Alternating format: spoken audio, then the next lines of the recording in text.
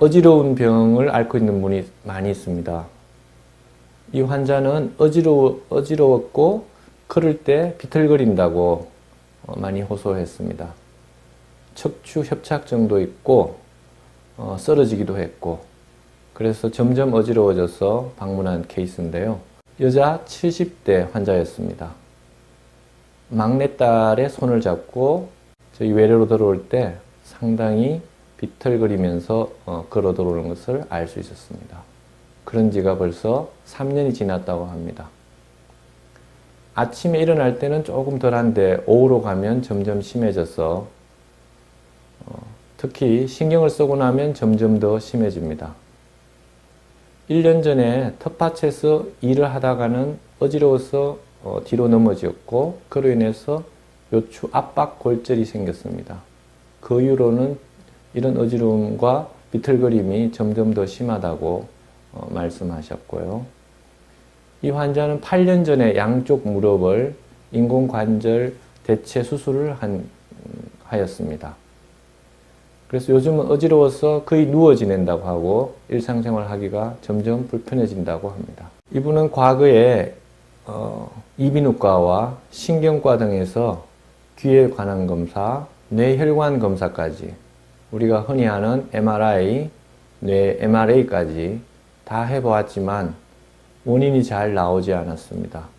다른 대학병원에 가서도 똑같은 검사를 했지만 원인이 나오지 않자 거기서는 아마 노화 때문에 그렇다고 특별히 해줄 것이 없다고 이야기를 듣고 더욱 시리에 빠진 환자였습니다.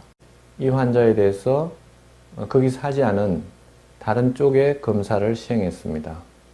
그래서 전신적외선 검사라든가 모발 미네랄 중금속 검사라든가 자율신경 균형 검사, 기타 심리 검사 등등을 시행했고, 그렇게 그 결과 이 환자의 양쪽 골반 주위에 관절 기능이 현저히 저하되어 있고 복부 척추 주위의 근력도 약화되어 있으면서 목 주위에는 압통점이 많이 있었습니다. 미네랄 검사상에서 아연이 아주 심하게 결핍되어 있고 자율신경 검사에서는 교감신경이 높아져 있는 이러한 양상을 보여주고 있었습니다. 이 환자에 대한 진단은 저는 첫 번째는 이 환자는 생존 급급 모드에 빠져서 이런 문제가 계속 지속된다고 생각합니다. 두 번째로는 부신 기능 자체가 저하되면서 만성적인 어지러움이 왔고, 특히 경추에서 오는 어지러움과 스트레스로 인한 어지러움이 합쳐진 것으로 생각이 됩니다. 이 환자는 노인의 손이 볼 수 있다시피 척추나 사지에 근육의 힘이 많이 약화되어 있고 탄력성도 많이 감소되어 있는 것도 이런 어지러움을 계속 지속시키는 원인이었습니다. 그러나 이 환자는 면담을 하고 난 후에 낫고자 하는 의지를 강하게 내비쳤습니다. 이 환자가 나으면 하고 싶은 것은 다시 책을 보고 싶고 텃밭도 가꾸고 싶고 특히 가족들 신세를 지고 싶지 않다는 점이 크게 작용하였습니다.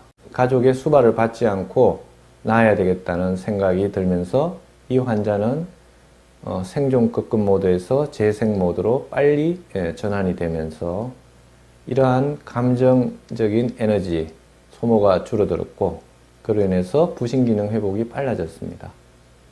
그리고 가르쳐준 특수 근력 운동을 하면서 허리의 힘이 점점 강해지면서 어지럼증도 줄어들게 되었죠.